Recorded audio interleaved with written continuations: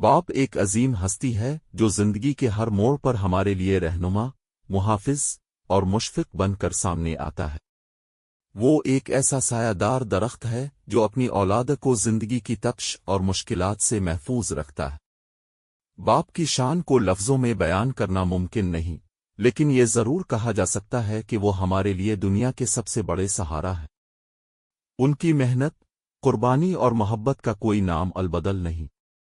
باپ کی اہمیت کا اندازہ اس بات سے لگایا جا سکتا ہے کہ وہ دن رات محنت کر کے اپنی اولاد کے لیے بہتر مستقبل فراہم کرتا ہے۔ وہ اپنی خواہشات کو قربان کر کے ہماری ضروریات کو پورا کرتا ہے۔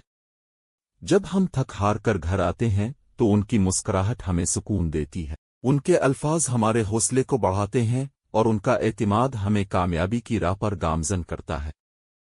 ایک باپ کی محبت خاموش ہوتی ہے، وہ اپنی خوشی اور دکھ کو دل میں چھپا کر صرف ہماری خوشیوں کے لیے جیتا ہے۔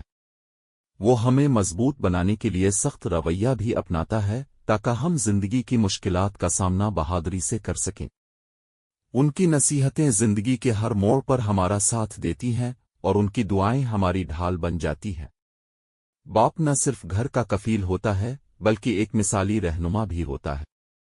وہ ہمیں اچھائی اور برائی میں تمیز سکھاتا ہے، سچائی پر قائم رہنے کی ترغیب دیتا ہے اور اپنے عمل سے ہمیں راستے دکھاتا ہے۔ وہ ہمارے لیے جینے کا بہترین ماڈل ہوتا ہے جس کی پیروی کر کے ہم اپنی زندگی کو بہتر بنا سکتے ہیں۔ باپ کا رتبہ اسلام میں بھی بے حد بلند ہے۔ قرآن مجید اور احادیث میں والدین کی خدمت اور ان کے احترام پر زور دیا گیا ہے۔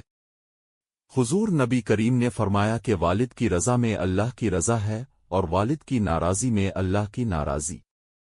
یہ حدیث ہمیں یہ سبق دیتی ہے کہ باپ کی عزت اور خدمت ہمارے دین کا اہم حصہ ہے۔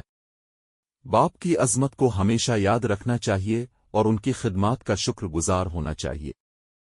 ہمیں ان کے ساتھ محبت اور عزت کا برتاؤ کرنا چاہیے اور ان کی دعاؤں کا طلبگار رہنا چاہیے، کیونکہ یہی دعائیں ہماری کامیابی کی ضمانت ہے۔